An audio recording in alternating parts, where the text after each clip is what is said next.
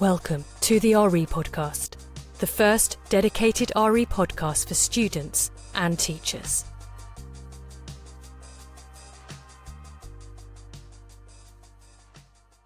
Season 2, Episode 1, the one about life after death. My name is Louisa Jane Smith, and this is the RE Podcast, the podcast for those of you who think RE is boring, which it is, and I'll prove it to you. Before I start this week's episode, I wonder if there is anyone listening who has thought about starting their own podcast. Maybe you've just thought about it for the first time as I said that sentence. Well, I could not have started this podcast without Buzzsprout. Buzzsprout makes starting a podcast really easy. You can even do it for free for the first 3 months to take out that risk factor. It tells you everything you have to do to start one up and will host it for you. It gives you all your statistics, how many people are listening, on what platform and where in the world. It also gives you tips on how to improve your podcast. For a newbie podcaster like me and for someone who isn't really tech savvy, Buzzsprout made the RE podcast happen. Just go to buzzsprout.com. I've put a link in the show notes and it'd be great if you could use that one if you want to start your own podcast. I wonder what you would do a podcast on. Anyway, back to the episode. This week we are going to be exploring life after death and whether there is evidence for it. Is there life beyond this world? Do we go somewhere else when we die? If so, where? This is probably the most significant topic in RE because it is the first religious belief we have evidence for. More about that later. We will look at the beliefs from all the major religions, as well as religious and non-religious evidence for life after death. We are going to consider whether or not we have a soul, and a shout out to Penelope Smith, no relation, for requesting this episode. It seems timely to be considering this topic as we embark on a new year, but I am also aware that this topic may be hard for some people who have recently lost someone. If you are grieving, then this may not be the right time for you to listen to this episode, but if you do listen, may it bring hope and comfort to you. Let's start with where this belief in an afterlife came from. About 100,000 years ago, humans were in the Neolithic Age, which simply means New Stone Age. For most of human history up until this point, when someone died, we didn't really do anything with the body. We might have eaten it. Cannibalism wasn't unusual or considered wrong. It was survival. Alternatively, we would have just thrown the body somewhere to be eaten by other animals. But then something happened, and we started burying people. And not just burying people, but performing rituals. Rituals are religious actions which have a meaning. In these Stone Age burials, corpses would be buried in the fetal position, the position of the fetus in the womb, all curled up. They were buried with food, weapons, jewellery, and sometimes family members. Also, a red powder, or ochre, was sprinkled over the body. How do we know this? Well, we found the graves. But why did we start doing this? The best guess is this. As we evolved as a species and our brains and intelligence evolved, we started dreaming. In these dreams, we would see people who had died. In our dreams, they were alive and doing things. We therefore came to the conclusion that there must be an afterlife. We didn't have much knowledge about our brains or imagination or memory. We were very simple animals and made simple conclusions. If people who had died were alive in our dreams, there must be an afterlife. As such, we thought we should probably prepare them for this next life. As there was no understanding of exactly what this other life would be like, we assumed it would be like the one before death and buried them with things that would be useful here. The fetal position was used as this was our only knowledge of starting life, and the ochre represented blood, which we were beginning to learn was essential to life.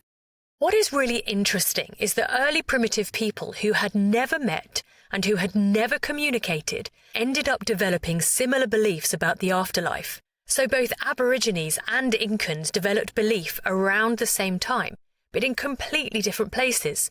One in modern-day Australia and one in modern-day Peru. But also, we can see how these early beliefs have filtered through to today's beliefs. The Aborigines believed in a place called the Land of the Dead, or Sky World. This was supposedly where a deceased person's soul went. As long as certain rituals were carried out during their life and at their death, they are thought to then be allowed to enter the land of the dead. They believed in resurrection, but the souls were resurrected into new bodies that lived back on earth. You can clearly see the links between the Christian idea of resurrection and the Hindu idea of reincarnation. The Incan also strongly believed in an afterlife. They took great care in embalming and mummifying the bodies of the dead before burial. They brought gifts to the dead that they thought the dead could use in the afterlife. The Inca believed that the heavens were divided into 4 quarters. If a person lived a good life, they lived in the part of heaven with the sun, where there was plenty of food and drink. If they lived a bad life, they had to live in the underworld where it was cold and they only had rocks to eat. So here you can see a similar belief in the afterlife, but also a developing idea that how you live on earth impacts the kind of afterlife you will get, a common theme to all beliefs about the afterlife today. The Egyptians further developed this idea through their belief that your heart will be weighed against the weight of a feather. If your heart weighs more than the feather, it means you have lived a bad life. If it is lighter than a feather, you have a pure, good heart. Similarly, in Islam, your good and bad deeds are written in books and weighed against each other. If your good deeds outweigh your bad, your book is given to your right hand and you go to paradise. If your bad deeds outweigh your good, your book is given to your left hand and you do not go to paradise.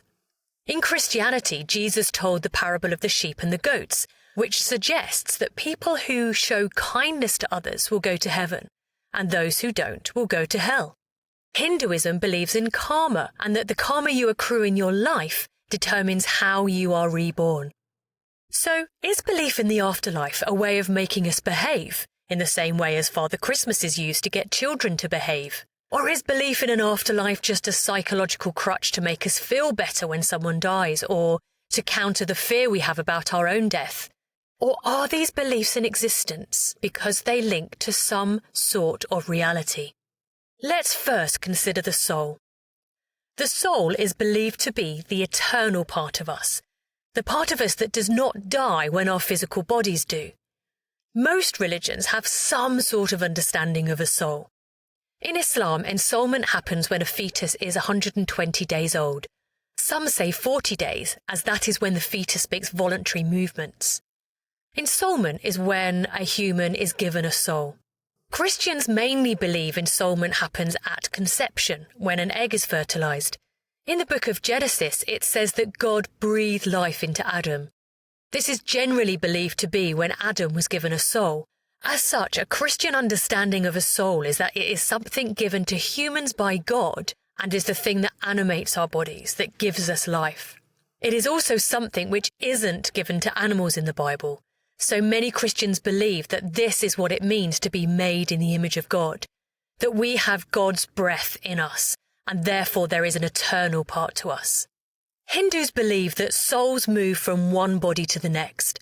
A soul inhabits a body. When the body dies, it is transferred to a new body. Depending on how much good or bad karma each soul has, determines what sort of body they are given. This cycle of birth, death and rebirth is called samsara. During your life, you complete actions. Good actions give you good karma and therefore a favourable rebirth. Bad actions give you bad karma, a poor rebirth. When you have lived a perfect life, then your soul is released from this constant cycle, from the samsara. This release is called moksha, and you return to the ultimate being, to Brahman. Sikhs have an almost identical belief to this. Buddhists have a similar idea, but as they do not believe that anything lasts forever, this belief is called anatta, the idea of a soul doesn't quite fit. They certainly believe that your actions have consequences, and this they do call karma, but it is more about if you eat too much you will put on weight, or if you are horrible to someone it will make them sad. If you hit a ball with a snooker cue, it will move forward. It is therefore much more about cause and effect.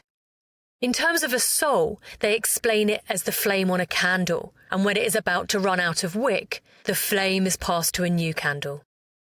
Right, so there are lots of different religious beliefs about a soul, but is there any evidence that one exists? Before we explore this, let me get a little bit deep with you.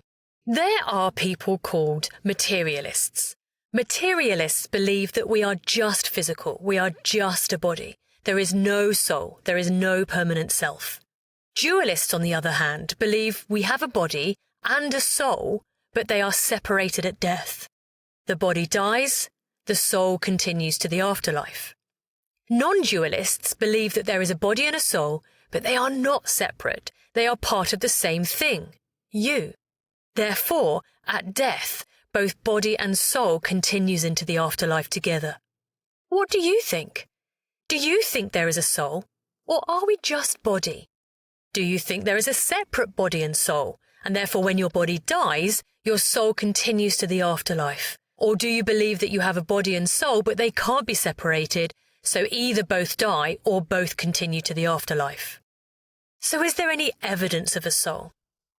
In 1907, a physician from America conducted an experiment to see if souls weigh anything.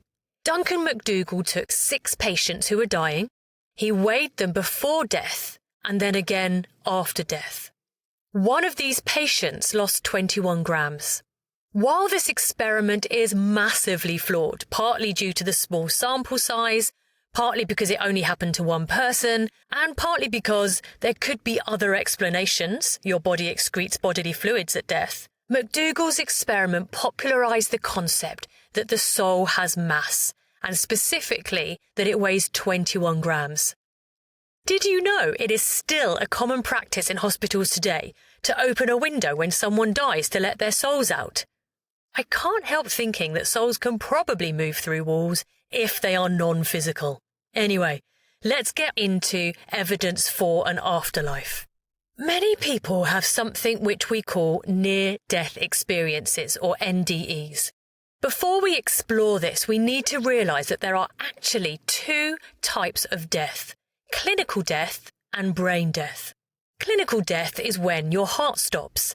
Some people can come back to life after their heart has stopped. Essentially, their heart restarts again. You would have seen this in films many times where the heart stops and they perform CPR to restart the heart. But then there is brain death. This is when there is no more brain function. You cannot come back to life after this has happened. However, many people in different places, from different cultures, from different decades, have had similar experience after clinical death. This is when they are near death. They are in a tunnel and feel that they are walking towards a bright light, and often they can look down on their own body. These people have often recognised that if they walk towards the light, they will be dead, and so have pulled away from the light, but remember this experience when their heart restarts. For them, this is clear evidence that there is life after death. However, I have had a theory for a few years now that if you stop breathing, your brain will become starved of oxygen. After a prolonged absence of oxygen, there will be brain death. Let's consider the impact on a brain while it is being starved of oxygen, but before it totally dies. Your brain is a series of electrical currents moving around using neural pathways and is powered by oxygen. Where there is a lack of oxygen, your brain cells will start to die. Your neural pathways will start to erode. The electrical currents will short-circuit. Could this possibly cause you to see bright lights, or have tunnel vision, or maybe have a series of memories flood back to you? But what about the out-of-body experience? I remember once when I was a child, it was a Saturday, but my parents were at work, so I was with my grandparents, but I was really ill, lying on their sofa. I kept experiencing the sensation of floating above my body. It was just because I had a temperature, but it seems as though near-death experiences could have a scientific explanation. I am not a scientist, and so what I am suggesting may not be a scientific counter-argument to near-death experiences, but it is interesting. There is work currently being done by experts into the presence of DMT on the brain in birth and in death. DMT is a naturally occurring chemical that helps your body through stressful occurrences like birth and death. It could possibly make sense that as our brains work the same, people will have similar experiences in similar circumstances. But what do you think? Do you think near-death experiences are evidence of an afterlife? The people who have them certainly do. Or do you think there is a scientific explanation for them? I've put an article from Scientific American on clues found in understanding near-death experiences if you'd like to find out a little bit more about this. Let's now look at evidence for reincarnation. Some people believe that anyone who is a genius is evidence of reincarnation, as they have had previous lives in order to perfect that skill. Consider Beethoven, who performed his first composition aged just 7. Or 10-year-old Nadab Gill, who can answer 196 multiplication and division questions correctly in 1 minute. That's more than 3 correct answers per second. But one of my favourite stories which gives evidence for reincarnation is the story of the boy who lived before. This is the story about a little boy called Cameron, who from the moment he started speaking could remember his previous life on the island of Barra, an island off the coast of Scotland. As his language developed, the story became more detailed, but always consistent. There's actually a documentary about him being taken to the island of Barra to see if his story checks out. I'm not going to tell you the ending. I'll put a link in the show notes and you can see for yourself. Right now, I'm going to talk to you about the laws of thermodynamics. I know this sounds really complicated and boring, right? I am not a scientist, and I was terrible at science when I was a teenager, so if I can understand this, I have complete faith that you will too. Obviously, there are laws in science. Water boils at 100 degrees, the law of gravity, these things we know. One of these sets of laws are the laws of thermodynamics. There are only 3 of them, so they are called the 3 laws of thermodynamics, and we are only interested in the first one for the purpose of this episode. The first law of thermodynamics says that energy cannot be created or destroyed. It can only be transferred. Stay with me. Let's put this a bit more simply. If a plant dies, it decomposes into the soil, and then you can use that soil to grow more plants. The energy of the first plant doesn't disappear into thin air. It is reused in a different state. When you eat food, the food doesn't disappear. It gets transferred into energy that you use to walk or think or breathe. If this is a law of science, then when a person dies, they don't just disappear. Their energy must get transferred to something else. So could this be life after death? There are other non-religious arguments for life after death too. I have 2 children. I have given them life, my genetic codes and memories. So when I die, they will continue. In this way is their life after my death.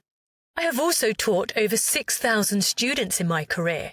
If only 1% of those remember something I have said and pass it on, or pass a GCSE that helps them get a job where they meet someone and have children, we are all connected, so therefore a part of who we are will remain when we die. Even this podcast will still exist when I no longer do. I want to now make a link to an idea that I've mentioned before. Who remembers Pascal's wager? An idea put forward by a French philosopher called Blaise Pascal. He said that if you believe in God and you're correct, you're all good. If you believe in God and you're wrong, you'll still be okay. If you don't believe in God and you're right, there is no God, you're all good. But if you don't believe in God and you're wrong, there is a God, then you're kind of screwed. So maybe it's the same with an afterlife. Living with the belief of an afterlife can only really have positive outcomes. It gives you hope. It helps you consider the way you live your life. If how you live on Earth impacts the kind of afterlife you will have, then you will try and live a good life. If you're wrong, then it doesn't matter, as you can look back on your life and know that you've lived a good one. I think that would be a real comfort in that moment. No one wants to get to the end of their life and feel regret. There are lots of websites online with advice from people who are dying, and there are some common themes, so let me summarise some of them. 1. Show people that you love them. 2. Family is important, even if they're not perfect. 3. Don't keep secrets, but do protect your privacy. 4. Some suffering is unavoidable, but some is caused by ourselves. Stop the suffering that is within your power. 5. Don't pity people. 6. You will only regret the things you have done that hurt others, never being hurt yourself. 7. Your physical appearance is not important. You were always beautiful enough. 8. You will never wish you had worked harder, only that you'd worked doing something you love. 9. With money, you will only regret not leaving enough for your family. 10. Travel. 11. Learn a language. 12. Don't stay in bad relationships. 13. Use sunscreen. 14. See live music. 15. Don't let fear stop you achieving your dreams. 16. You are not your gender.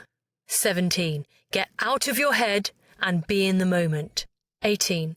Don't worry about what people think of you. Most people aren't thinking of you. 19. Don't worry. 20. Forgive yourself and forgive others. 21. Look after your teeth. 22. Don't create drama. 23. Be thankful. To summarize, whatever you believe about life after death, maybe we can all believe in life before death. But I wonder what your thoughts are. Do you believe in life after death? If so, what form do you think it, or you, will take? Does it matter how we live our life on Earth? Will this impact our afterlife? If not, why not? Do you believe in a soul? If so, what happens to it when our body dies? Or maybe you have an idea for an episode you would like to hear on the RE podcast. I would love to hear from you, so please find me on Twitter at the RE Podcast 1, or on Instagram, the RE Podcast, or go to my website www.therepodcast.co.uk. My name is Louisa Jane Smith, and this has been the RE Podcast, the podcast for those of you who think RE is boring. Which it is. I have just proved it to you. But thank you so much for letting me bore the life out of you.